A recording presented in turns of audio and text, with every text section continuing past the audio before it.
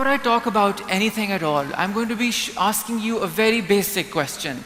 And just with a show of hands, please tell me, how many of you have had or are currently going through any problems?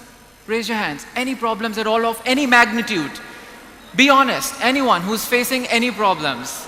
It's probably 99.99% of all you guys. Some people even have 2 hands up in the air, so I'll make it 110%. So each one of you have problems, and I'm going to be acquainting you guys. Double ticks, blue on WhatsApp, no reply. And it's 1 minute already, and you still haven't received a reply yet. And that's the problem, of course. That's a problem. That's clearly one big of a problem, and that's what you end up like. You keep crying, no, don't you do that? Double ticks on WhatsApp. Instagram gave you GIFs, but suddenly they took them away. Problem. That's a problem, sorry, a big problem. Do you find yourself scrolling onto your message tab, emojis, and you're looking for one and you can't find one? That's also 2018 problem. This is your reaction.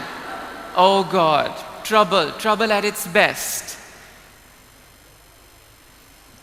Why did Snapchat take away the dog filter momentarily? Really? Why would Snapchat do that? That's so sad.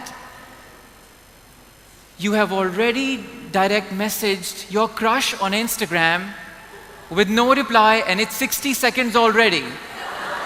Whoa. We're having problems here. We're having major problems. Why is Chuck Bass so hot, and all you see hot in PIFD is a 43°C weather? Why is he so hot? Whoa, problem. We're having problems here. These are the kind of problems you believe they are problems. You believe them to be as problems. A show of hands again after I've shown you a collection of 2018 problems. Please tell me how many of you still think you have some problems going on in life. The number has reduced considerably, and that's what I expected it to be, so you're still somewhere around 70%. And I'm going to now tell you my version of the story, because I also had a problem while growing up back in 2005.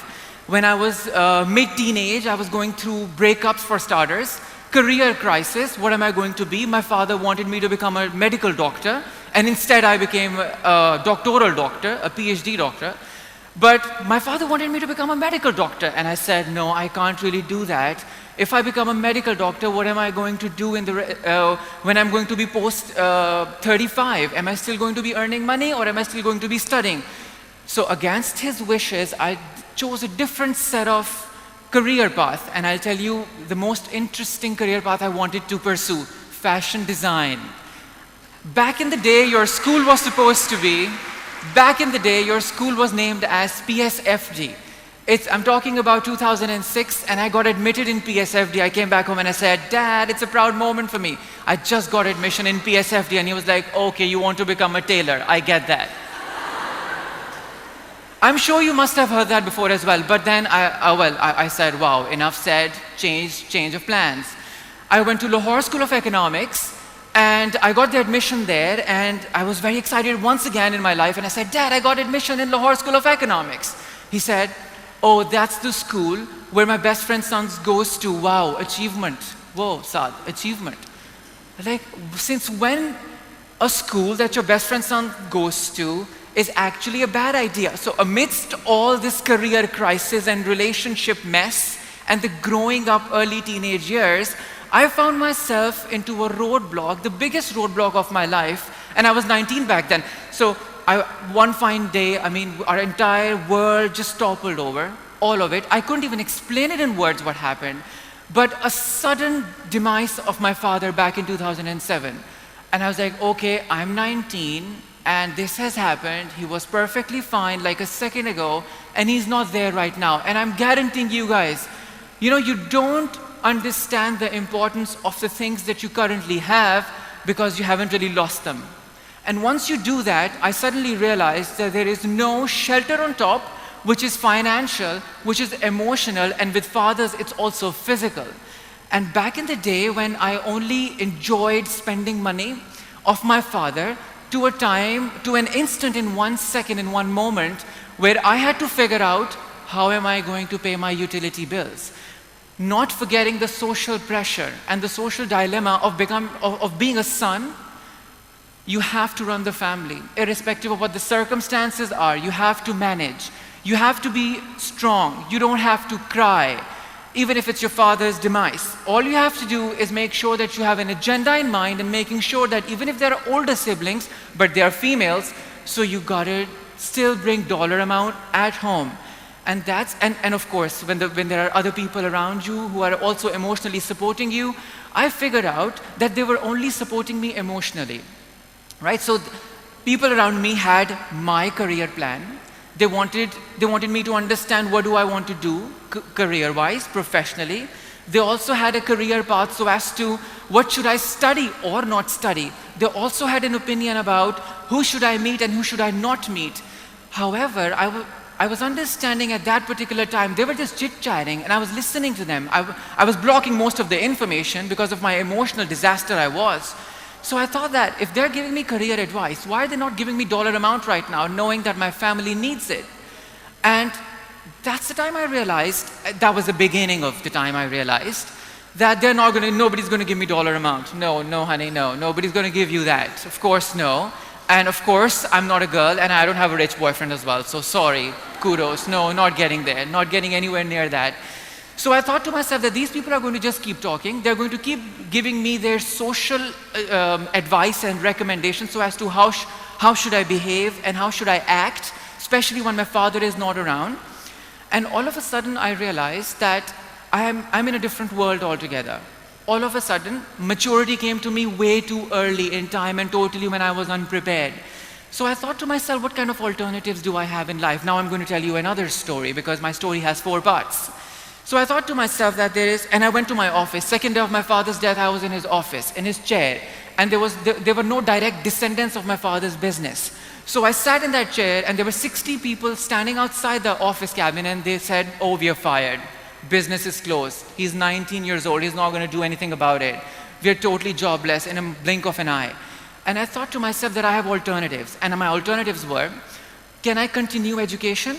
Knowing the fact that my business that I was about to join in was a sinking ship worth 6 million rupees of a loss, which I don't know how was I able to recover it. Anyways, that's a different story altogether. But I thought to myself that either I pursue education, which I did not have money for, not to miss. I did not have money to even buy my own books. And then my business, which was already running into a loss.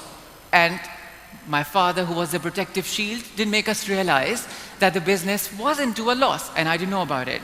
So either just business, no college education, or college education, no business. It would have been fine if I just pursued my college education and I said, oh, I'll do it after I graduate. I'll do it after I'm undergrad, after I'm MBA. I'll do all of that later.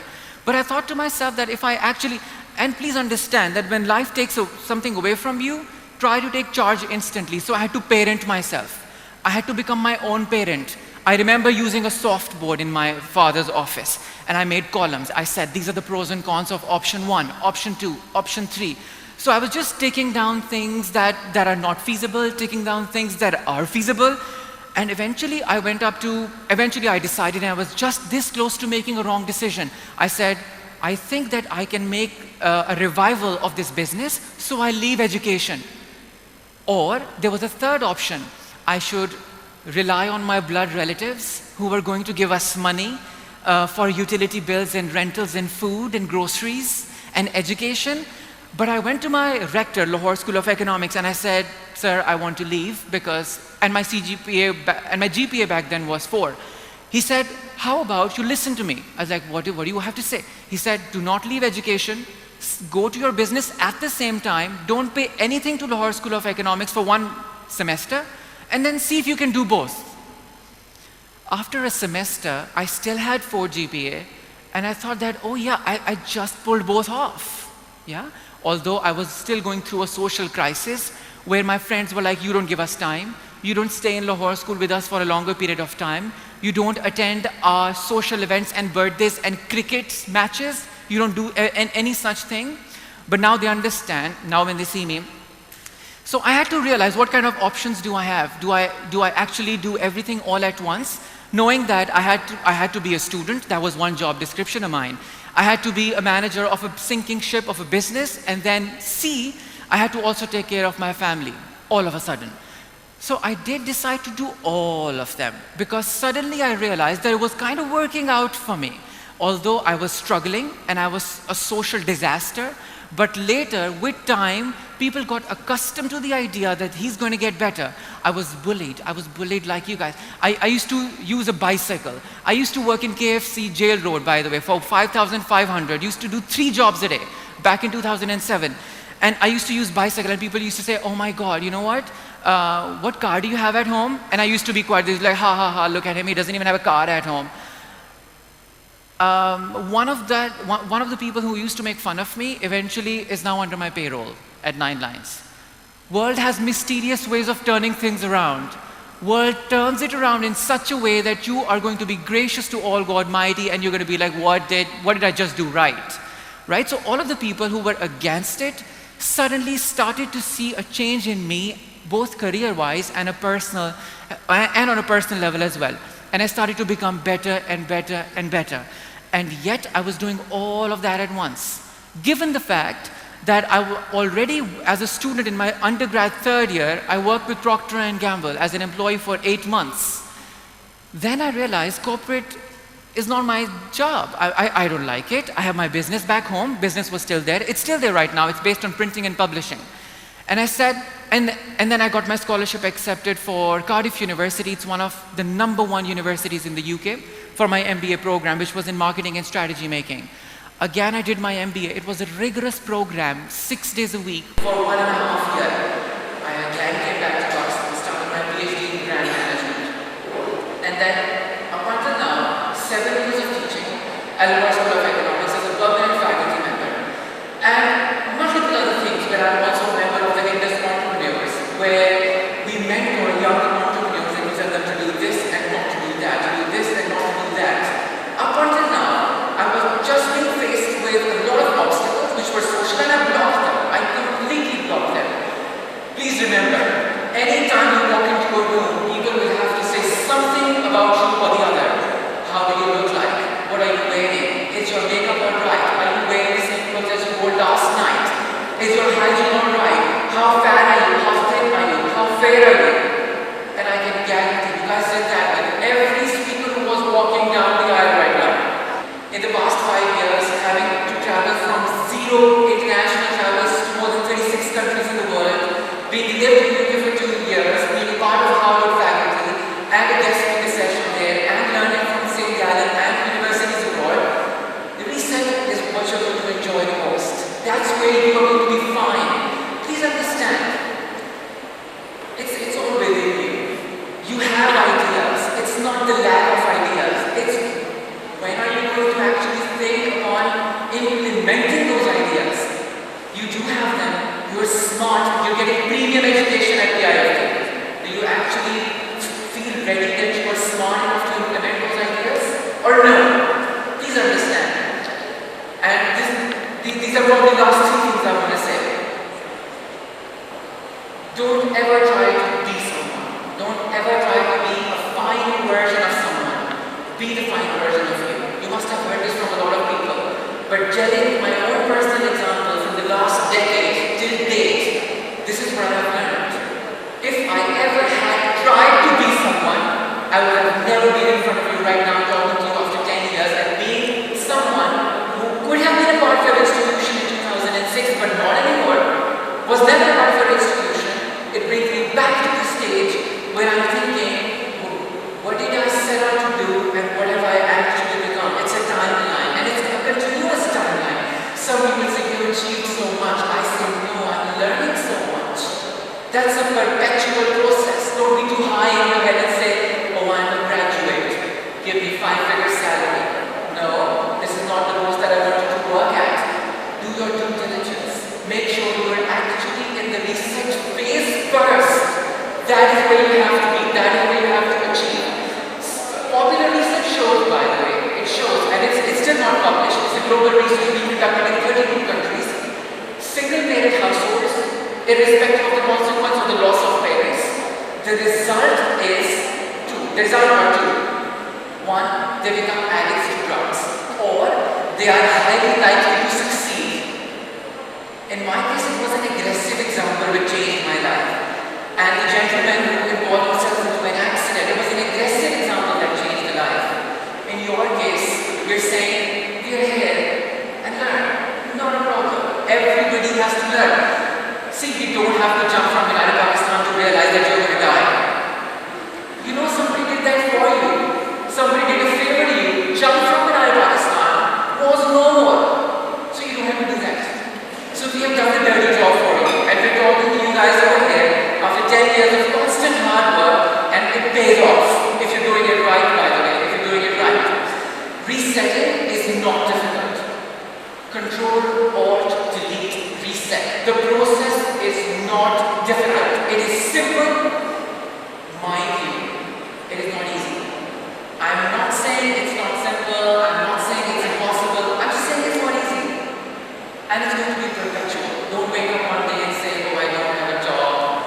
Don't ever say, why me, God, why me? Nobody's listening to your why me's. Reality. Wake up. Nobody's bothered about your why's or why me's. It happened to me in 2007. Nobody was bothered enough about my why me's. There was one person who was an aunt who was visiting from Canada, and that was also a turning point in my life. She said, you know what? Forget about the rest of the world. I want to meet you on your